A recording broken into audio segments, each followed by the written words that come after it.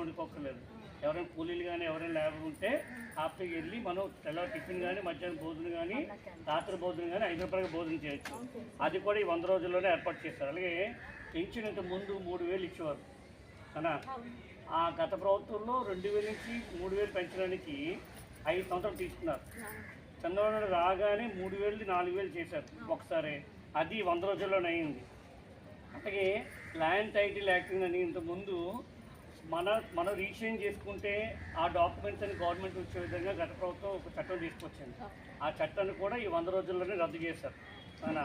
అలాగే మొన్న విజయవాడలో వరదలు వస్తే ఆ వరదలను కూడా మన చాకచక్యంగా చంద్రబాబు దగ్గరుండి అవన్నీ ఇచ్చేసారు. అలాగే రాబోయే రోజుల్లో కూడా కొత్త రేషన్ కానీ పెన్షన్లు కానీ అలాగే దీపావళి నాటికి మనం ఉచిత గ్యాస్ ఇస్తున్నారు కదా, అది కానీ అంటే ఒక్కొక్క పథకం ఒడిగా అంటే మన మీద భారం పడకుండా. ఇంతకుముందు గవర్నమెంట్ ఏం చేసేది, మన కరెంటు బిల్లు ఇవన్నీ పెంచుకుంటూ మన మీద ఇచ్చేసేది వాస్తవానికి.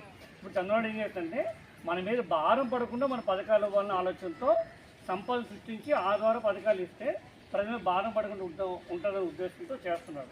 సో ఒడవడికి ప్రభుత్వం మీరు ఏ నమ్మకంతో ఈ ప్రభుత్వాన్ని గెలిపించారో ఆ నమ్మకాలను ఖచ్చితంగా నిలబెట్టుకుంటుంది.